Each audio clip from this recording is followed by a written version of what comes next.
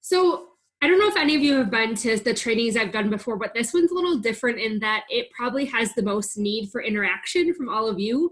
So I don't know how long, well, if you're watching this on a recording, I don't know how much you'll get out of it, but we can try our best to see how this works out. So the subject today is about recruitment and retention of 4-H members. Not sure what roles you play, but if you're a club leader, parent, project leader, whatever it is, I think there's some lessons that we can get out of some of the data and things that I can show you that might help you to better understand how we can do a better job in Wyoming and nationwide of one, recruiting our members, then once we have them, keeping them involved in the 4-H program.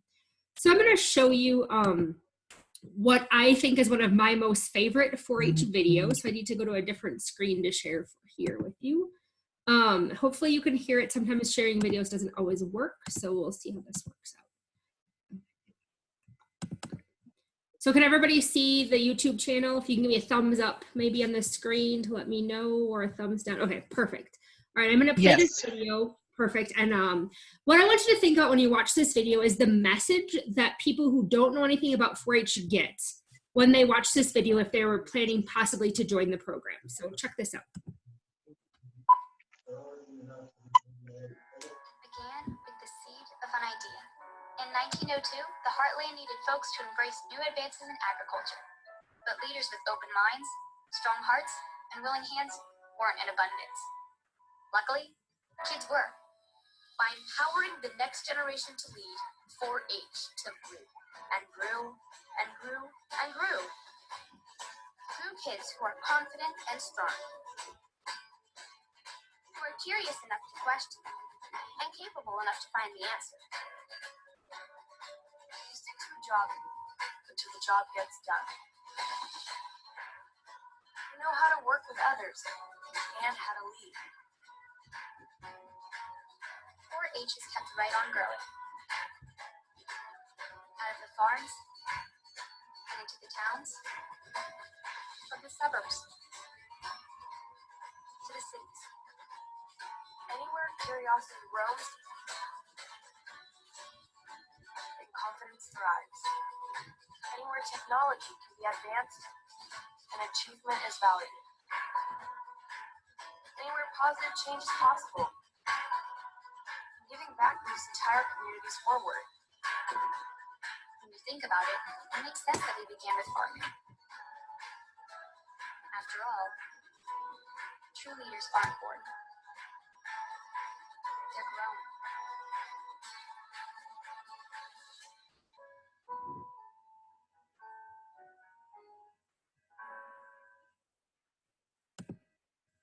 All right, so I'll let you know that that video almost makes me tear up. It gets me so excited. 4-H is all this cool stuff, but then I reflect and think about what message are we giving people. Oops, it's my YouTube channel still waiting.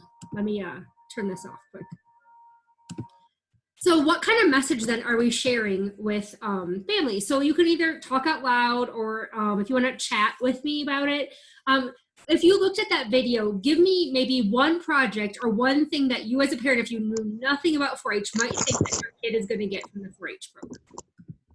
So once again, like I said, this one needs more interaction. So you're going to have to help me out here by answering some questions. So if you think about that video you just saw, what is at least one or two things that you think, if you knew nothing about 4-H, that your kid could get involved with?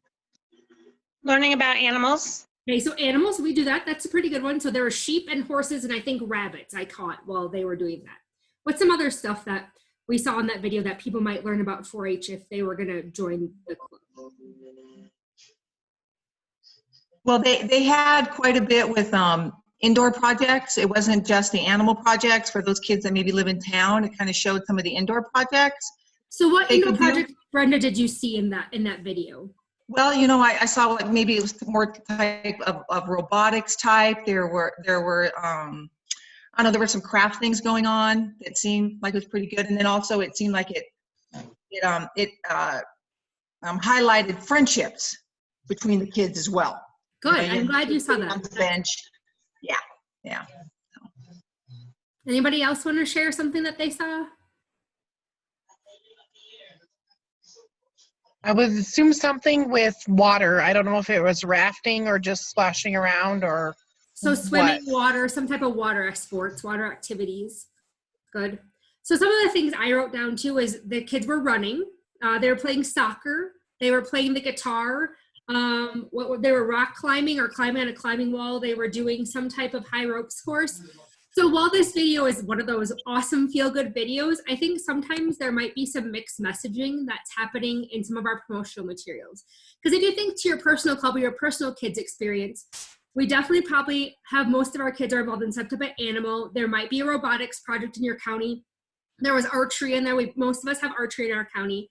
But when you think about it, besides maybe camp, how many times do your kids climb a rock wall or go on a high ropes course or do a soccer game or go swimming as part of their program? So I think while this is a great video for us to maybe share with, especially with those of us who maybe are in 4-H and want to maybe learn more about the history of where 4-H came from, the messaging that we're giving to newer 4-H families may not be quite the message of what they're going to get. So they may come in with some expectations that we're not able to fulfill because our messaging doesn't always meet with what's going on in our 4-H club. Okay, I'm going to share my screen again.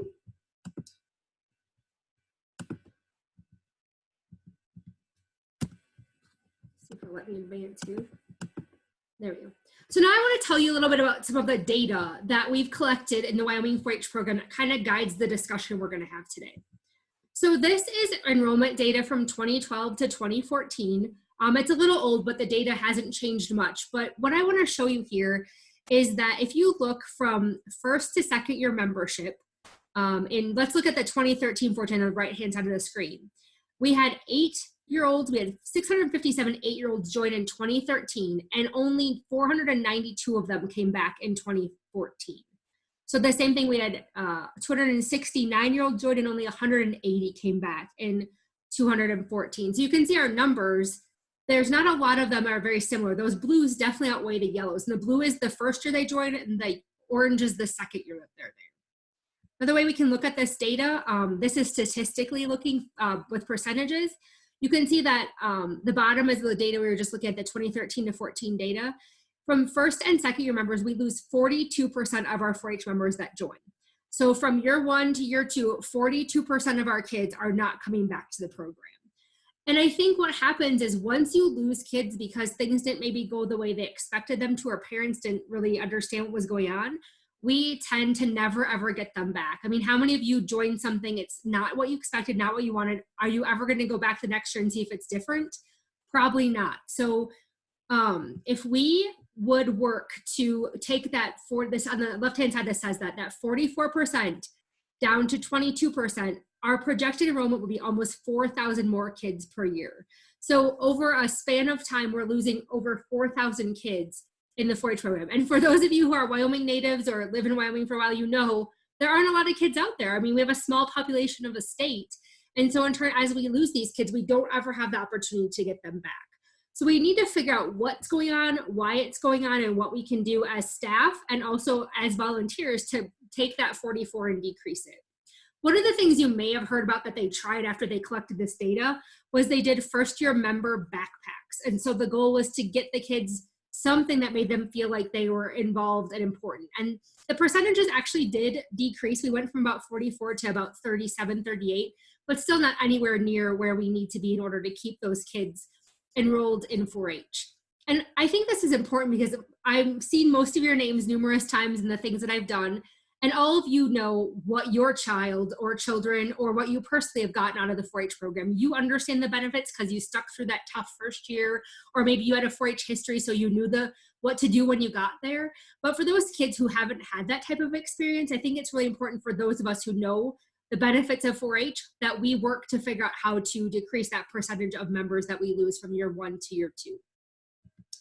So what Wyoming did is a couple years ago, we entered into a study with, I think it was 10 or 11 other universities. You can see them all listed there. We're over on the right-hand side, to figure out why kids are leaving the 4-H program. And I think it's important to share this data because it may really help us as 4-H leaders to think about what can I do differently, or how can I help those newer members stay engaged and enrolled. So the study in Wyoming is sent out at the end of September, beginning of October, to all members that just completed their first year. So you kind of know where this data came from. So here you can see we started in 2016, right after we did our analysis of our retention numbers.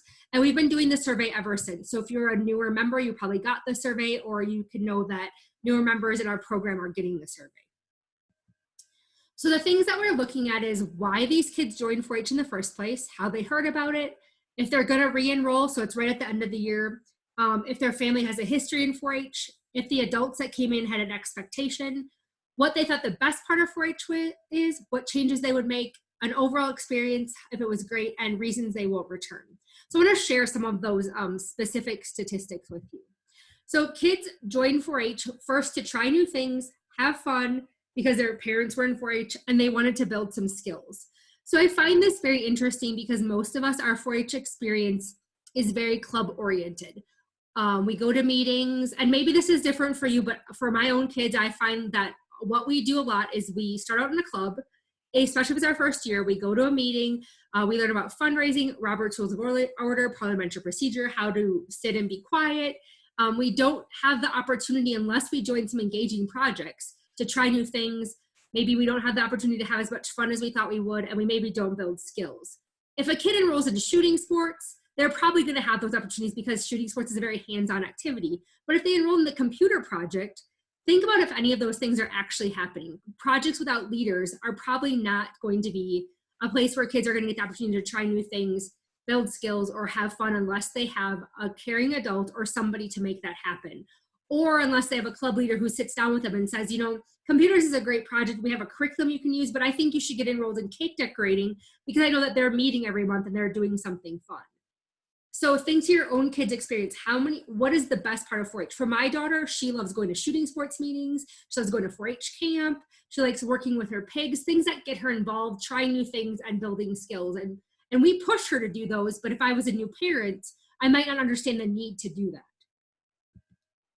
So the best part of 4-H, once again, projects and activities, showing at the fair are animals, new people, friendships, and then learning opportunities. So once again, the same concept as the last question. On here, it doesn't necessarily say having a club meeting, doing my record book. None of those things are listed, but they're listing the things like they want to get involved in projects and they want to meet people. So we need to work to create opportunities that allow that to happen, whether it's club meetings that are picnics or socials at the swimming pool. Obviously that's not happening right now, but things we can do to get them together to do things with their friends is really important. So what things would they change about 4-H? I like this one because this was an open-ended question. And so there wasn't a list of things that they could change. They just had to write the things. And if you see, 20% of the kids came up with meetings.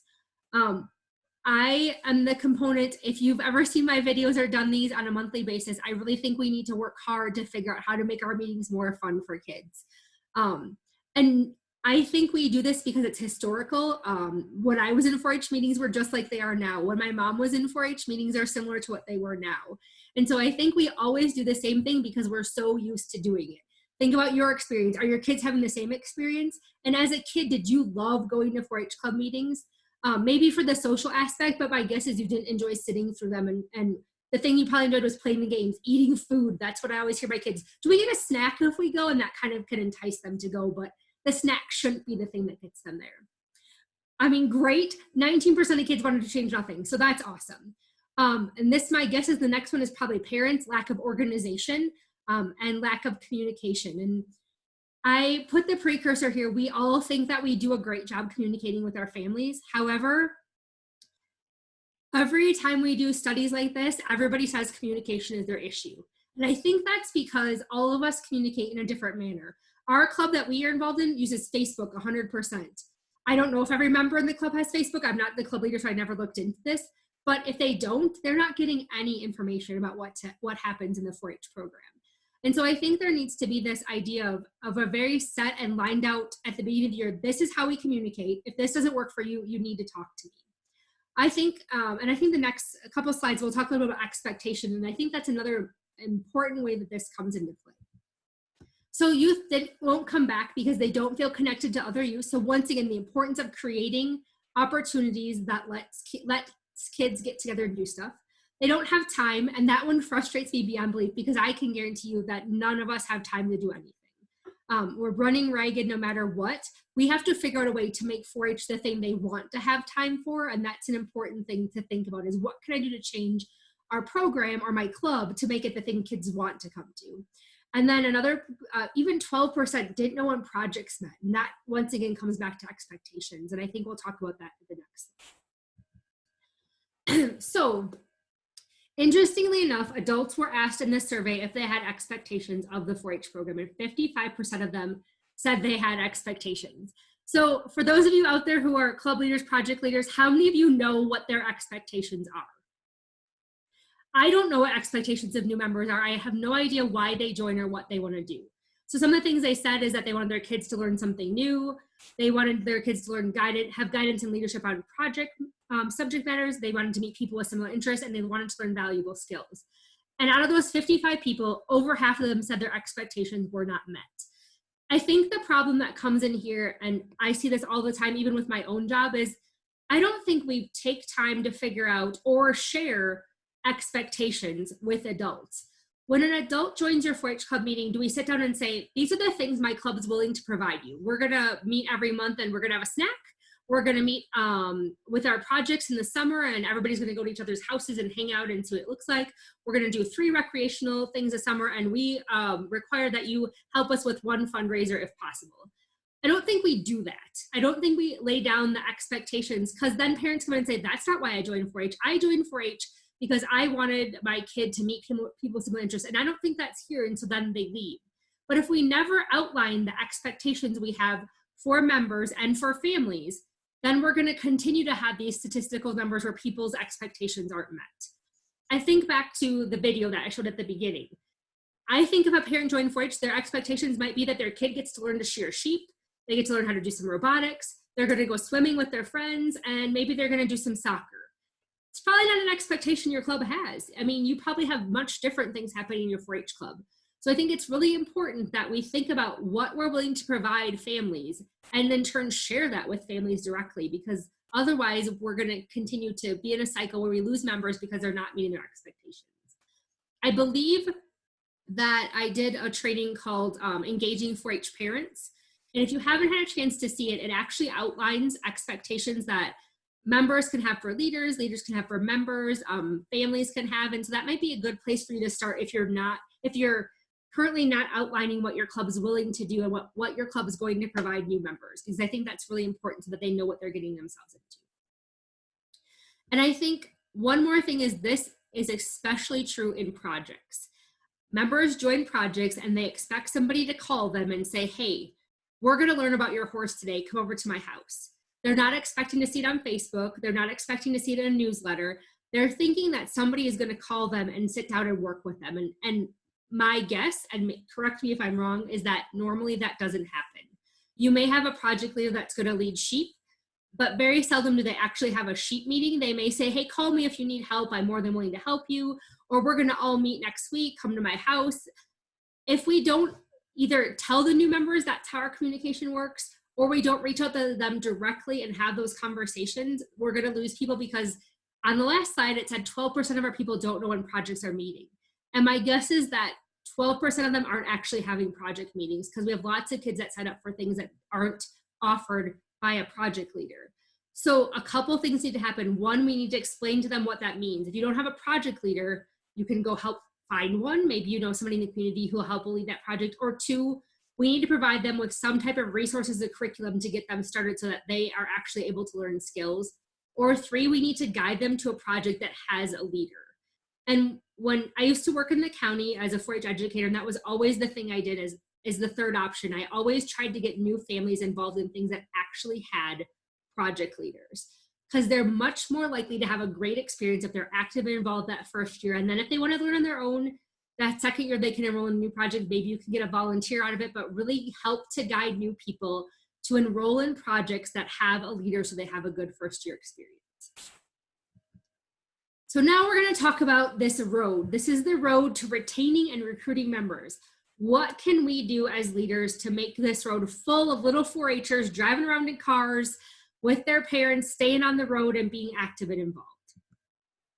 So I want you to take some time, and you can once again put in the chat box, or you can share to talk about an organization that you have belonged to that you truly enjoy.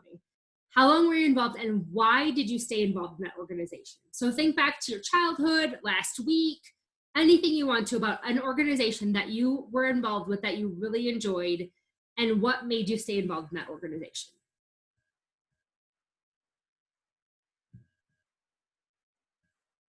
Anybody have anything they want to share?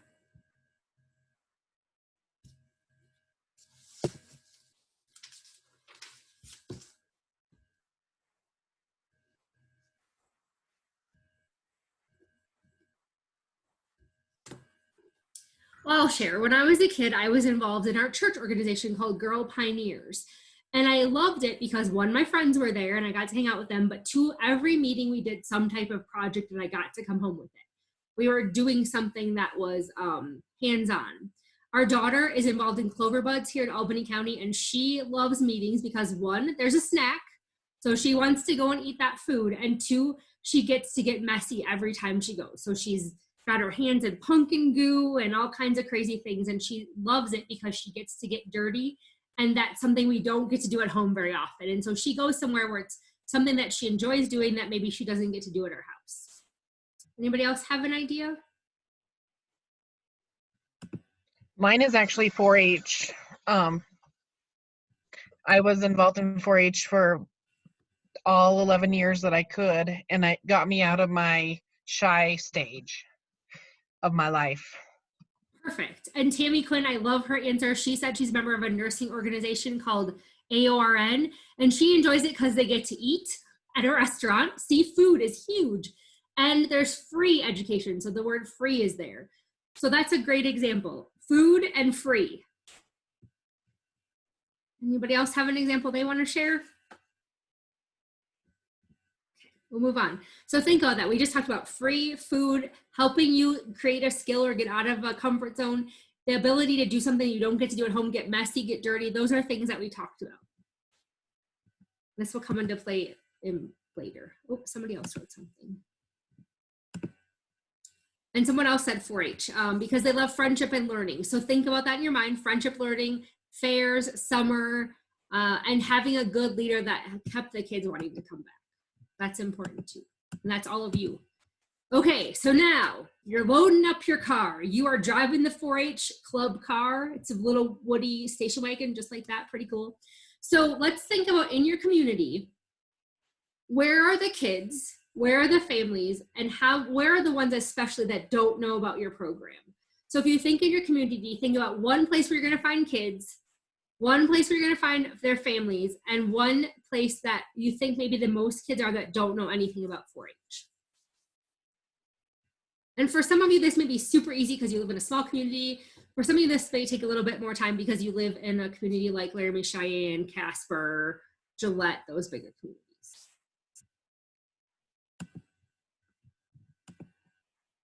So maybe where's one place that we could go to recruit people who might be great 4-H club members?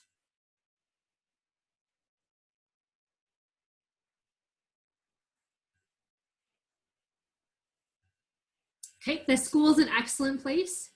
So creating a great relationship with your principal or your teachers to figure out how maybe your kids or you can go into the school and explain the 4-H program. Any of you who have homeschool families, they love 4-H because we do a great job of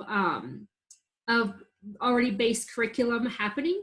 Someone said their jobs, great, you can tell people about the things you're doing, brag on your kids, and then people are like, hey, I want my kids to be like that and get them involved in 4-H that way. Another one that may be easy is a church. I think that's a great way to find 4-H members because families tend to get involved. At a park, great, you could set up a booth, you could do some things with kids that's interactive, community Facebook groups, especially letting them know about shooting sports. You could go to a gun club or places where kids already shoot and let them know that they can actually do 4-H shooting sports. Having something at the fair where people already know that that's 4-H, bringing them in. And I think at the fair, one of the things Chris and Tracy mentioned too is doing something that's not animal related at your fair. Because a lot of people come to the fair and think, oh, these animals are so cool to look at them, but I could never do 4-H because I don't have a pig or a sheep or a steer. I live in town, and so I can't do those things, and I don't want to get a rabbit or a chicken in my backyard. And so maybe sharing some of those other projects. They don't always go look in the building that has the projects because it's not as exciting. So thinking about how you can engage them in some of those fun things, cake decorating, arts and crafts during a park or fair would be a great way to get them excited about that. And if you're looking for brochures, we have some pretty cool ones that will go out free from the state 4-H office. I can actually show them to you afterwards if you want to see them. They're a little bit shooting sports related, but I think they talk about how to get involved and active in 4-H. So I'll show these to you if you're interested. Okay. So now you got some kids in your car, you found them at the park, you found them at school, you found them at a church, you found them from your coworkers. So now you have to advertise to them. Why 4-H? Think about all the things that your kids are involved in, all the things your friends' kids are involved in. What is our messaging? If you're talking to kids, if you're talking to parents, and if you're talking to the community. So if everybody can maybe just choose one of those to talk about, what kind of things do you think it's important to say? And if you have a kid sitting there with you, asking their own perspective would be great. But what is your billboard going to say if you're talking to kids, if you're talking to parents, and if you're talking to the community members? So if you want to type this in the chat, if you can just write first youth or parent or community to let us know kind of what your thoughts are based on what audience that you're talking to. So what kind of things could we put on our advertisement?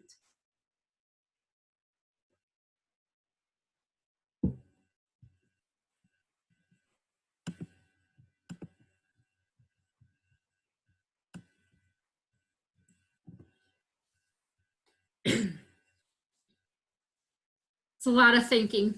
So I know one for me for youth perspective. My daughter does 4-H because she gets to hang out with her best friend who doesn't go to school with her. So I think that friendship thing is a huge deal for kids, especially in that 11, 12, 13, 14 range. They don't have cars. Some of them, most of them don't have well, not anymore. A lot of them don't have cell phones. They don't have a way to hang out. And so this is a great way to get them involved. Connie said, parents, help your kids grow out of being shy. So for her, that was a personal experience. And how many of our kids don't like to talk in front of people?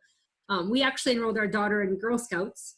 I know, crazy, when she was in kindergarten because she was so shy, but her friends, they met at school, so it was super easy. She did 4-H too, but it was a great way for her to get out and get engaged and be able to have to talk to people to sell cookies. And now I can't stop her from talking. So I don't know if it was a good idea or a bad idea.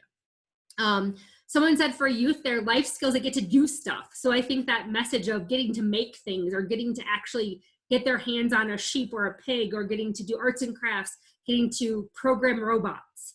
For youth, that they get to give back to their community, they get to maybe go clean up a park. I think the big thing with kids is we need to be specific and provide them with an idea. Like our club goes and does adopt a highway, so you can go clean up the highway with us.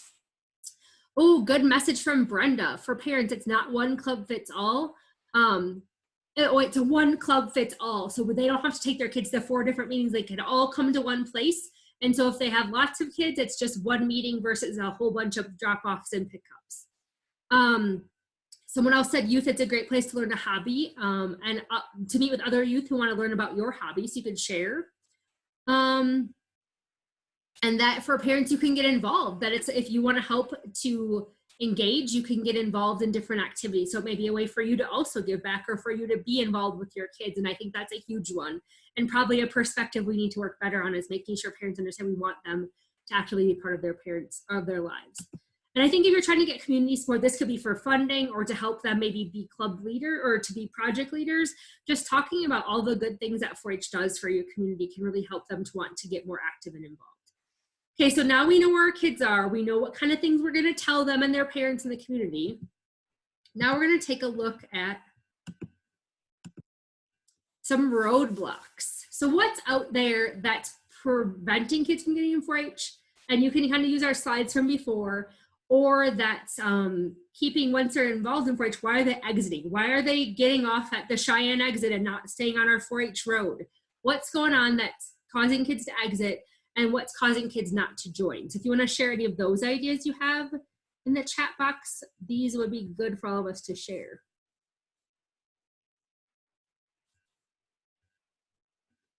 Yep, Susan said that the exit is because they're too busy with other activities, or maybe that's a roadblock too, both of them. So that's a really good point, and we need to figure out how we become, either how we adapt to let them be too busy with other activities and put 4-H in the back burner if they need to, or how we work as a group to make 4-H the thing they want to do. And I think that's really hard. I'm actually married to a basketball coach, and we often fight over, is it a 4-H activity or do I have to go to basketball practice? And what becomes more important, because for those of you who have kids who are in sports know, oftentimes sports take the priority and we don't even get to skip them if they want to. So luckily he's a little bit more understanding because he works with a person who's been doing 4-H your whole life, but I don't think that's often the key when we have things that get in our way. Ooh, a roadblock for Tracy and Chris is that they have too many kids and not enough leaders. So struggling to get parent involvement so that their meetings and practices run smoother. So we have to think about what we can do. How do we recruit new leaders, or how do we maybe create experiences that don't require as many leaders to be part of that experience? Oh, record books. Tammy, hopefully you've seen the new ones. They're not quite as bad and they save from year to year, but yes, record books are a little bit terrible. And is that, I always wonder, and if there's any 4-H educators listening, I apologize, but I always wonder if it's the ship we should die on. Like, is it really worth making a kid do a record book if it's so horrible that causes them to lose interest and get out of the 4-H program? So I think we really need to think about the pros and cons. Sometimes I just think if you fill it out with your name, maybe that's good enough, and then next year you try to add a little bit more activity, but it's definitely not worth kids leaving 4-H if that's our biggest roadblock.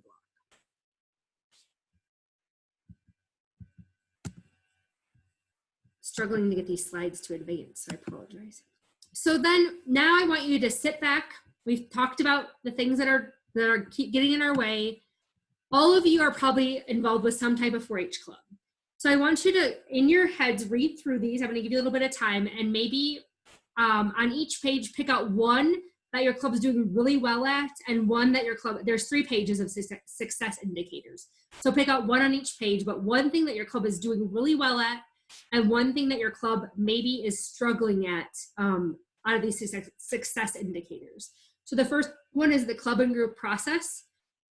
And the second one is, how are we engaging you? So pick one out of each of those, or one out of this total list of things that you're doing really well at, and one that you're not so great at. And if you have paper, you can write them down, or if you can write them in the chat box, that's fine too. If you're willing to share with us the things that you're struggling and good at, that'd be awesome too. Some people don't want to admit some of these things, but if you would, that'd be awesome.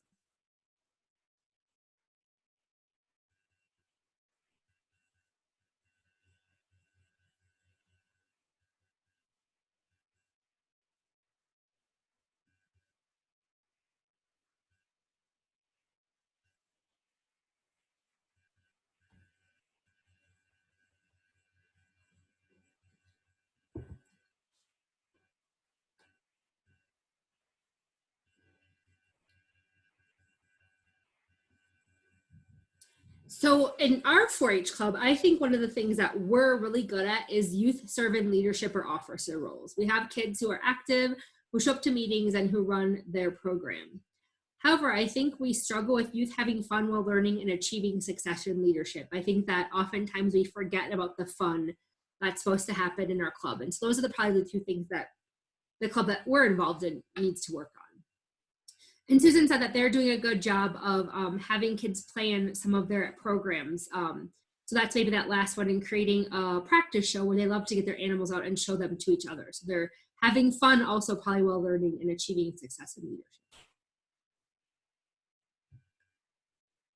Okay, hopefully you had time to think of this. I'm gonna move on to the next slide. And the great news is, I think these are all really great things that it would be good to take to your club, kids and parents overall. And I do have a sheet that I'll post on the website that you could just print these success indicators off and really have a discussion with your club, because your perception may be different also than your leader's perception. So it'd be interesting to know what our club leaders think that maybe they're struggling with.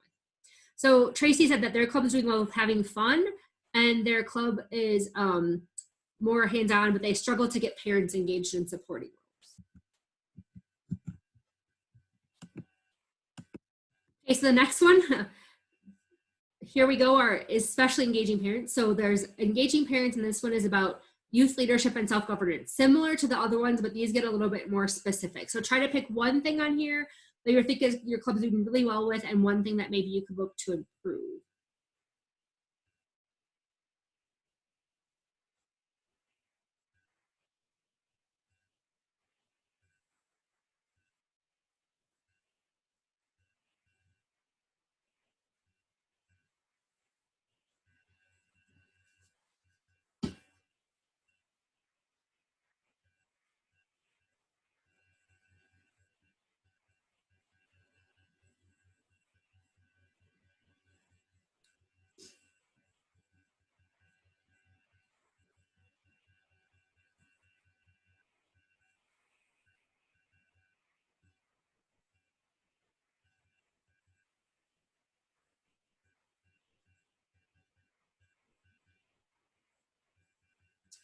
So this year in our 4-H club, one of the things that we did great was that we reviewed the bylaws and actually made some changes because kids didn't realize the things that they said. So it was really great to see the young people get to be part of the process and really say, why are we doing some of these things? And there was actually some debate. So it was a kind of different program that we've seen done in the past.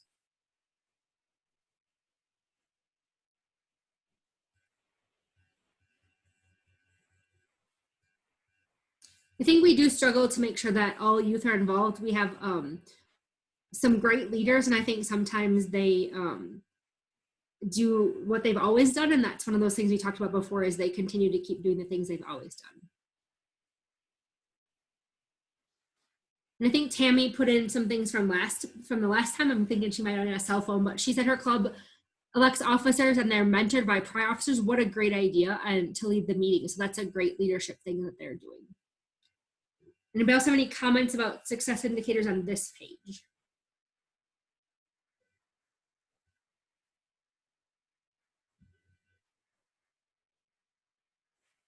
Okay, I'm gonna move on to the third page. And the last one is fun and learning, community engagement, and recognition.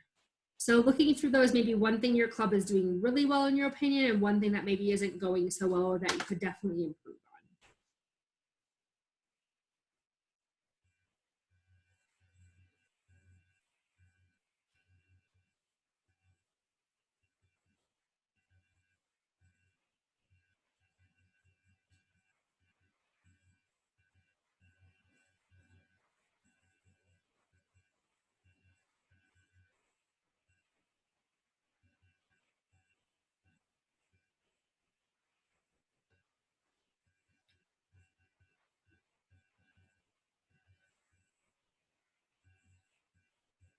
So for our club, I don't know that we've ever had community representatives invited to come to our club meeting. We do a great job with our service, community service, but I think it might be awesome to have some of the people that are affected by that come and talk to our 4-H club. So that might be a thing that our club personally can work on. Anybody else have any thoughts on this slide of success indicators? So I present these because this is a great way for us to think about recruitment. All of these things are things that have been researched as being successful indicators of 4-H clubs. So if you're doing them, great, but if there's things that we're struggling with, it might be a great discussion to have with your parents, with your club members, and with your families in general to figure out what kind of things are going well in our club and what kind of things might we improve. So maybe at your last meeting, maybe this month, you could even do it via Zoom this way. Or if you're gonna do something in August, it might be a great way to present these and say, okay, you've been in our club for a year. What kind of things do you think went really well? And maybe what kind of things do we need to work on? And maybe offer up some suggestions, do a brainstorming activity where kids have the chance to think about how some of these things that you struggle with could actually happen in your 4-H club. Because if the success indicators will then keep kids more involved and we can retain our 4-H members. So now it's your time to think about how you're going to develop a plan to recruit new members or to recruit members into your club. Or for those of you with huge clubs, maybe you can think of how you can recruit new members into your county program, because some of us, once again, as Chris and Tracy said, have more kids than we can handle within our 4-H club. So I wanted to share this was from the California study that we got involved with that we talked about at the beginning. So this is it. The questions are, what should we consider when looking to recruit new members, and what does your billboard look like? So when you consider to new members recruitment, I think it's interesting to know why kids join 4-H. And so if you're going to recruit people, if you're going to create a brochure, if you're going to try to do something at a back to school night or somewhere, what are the things that made them join 4-H? And so you can see that for kids, it was to try new things. Even higher for parents, they want to have fun, they want to grow personally, build skills. So those were the things, and the fair isn't even up there as being one of the biggest things. Oddly, this is data from all the surveys. You'll find that in Wyoming, that number is actually a little bit higher, which might be interesting because affairs may be more important here than it is in some of the states that we're surveying. But I think as you target messages, so if you're gonna have a back to school night, think about the things that are on here. You may wanna have a fun activity, and you may wanna have a chance where they can try something new. So maybe you have the local bakery bake 100 cookies for you to take to the club fair, and then you have bags of frosting and people can decorate a cookie. You can tell them how that's one of our 4-H projects. My biggest suggestion, kind of going back to what we talked about as far as expectations, is please think about having a project demonstration that actually has a leader within your county or club program. If you take and demonstrate how to make straw rockets and they thought that was super fun and they joined 4-H because they think they're going to learn about rocketry, but there's no rocket leader in your county, your club, anywhere, they may have some serious misguided expectations about what 4-H is. So think about what kind of things your club can offer, and then take that as your recruitment tool to your park, your back to school night, your family activity, wherever you're going to have something, kind of get them involved and hands-on so they can see what kind of fun things you're going to learn in 4-H. So now it's developing a retention plan. We got them involved, we've gone out, we found them. How do we keep them involved in 4-H? So think about the things that were success indicators that we just talked about in the past 3 slides, and what things does your club need to work on? If we're going to keep the kids in 4-H, we need to be successful, and what things do we not do very well? What were the roadblocks that you thought of, and how can you as a club with your leaders there work to fix those and make them a little bit less willing to be roadblocks or exits? I'm going to show you in the next slides is some statistics about why youth leave 4-H. And then we're going to talk about our promotional message. Does it meet expectations? And what experiences do you enjoy most about 4-H? So here's the answers to why youth leave. And so the lower the number, the less likely that youth leave. So you can see here that there were some kids who felt bullied, but things that really stuck out were that clubs don't feel connected to other youth in their clubs. So I think to our 4-H meeting, my daughter knows her best friend and 2 other people, but I don't think she really actually knows the rest of her kids in her club. We joined a little bit later in the year the first time, and so there wasn't that chance to get to know them. Or maybe it's me as a parent who doesn't know them. But think about ways that you can have some engaging activities, maybe some, buddying up or sharing activities, having members share the things that they did every month. But we need to figure out a way to better connect the kids in the club to each other, especially if they're not going to school together or they're not the same age. And that kind of goes with the next one, is they didn't feel welcomed. What are you doing at the beginning of the year to make the kids feel welcome? Do you introduce them? My 4-H club when I was a kid gave us all a gift when we joined. We got a 4-H cookie cutter so we could make 4-H cookies. It sounded ridiculous, but I still, 40 years later, have that 4-H cookie cutter. And so just thinking about something you can give them to make them feel like they're part of the group. A backpack was what we were giving from the state office.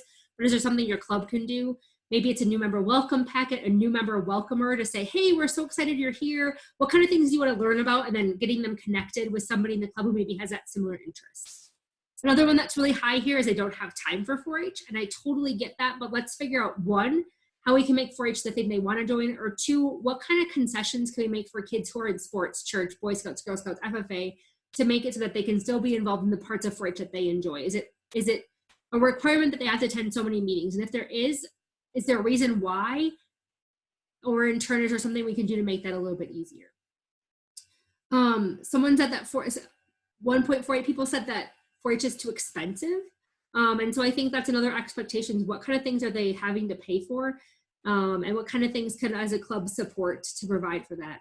And then that 9 is that where it's a little bit higher there too, is they didn't know when their club or project meetings met. So how do we communicate, and having that kind of conversation with parents from the very beginning is really important.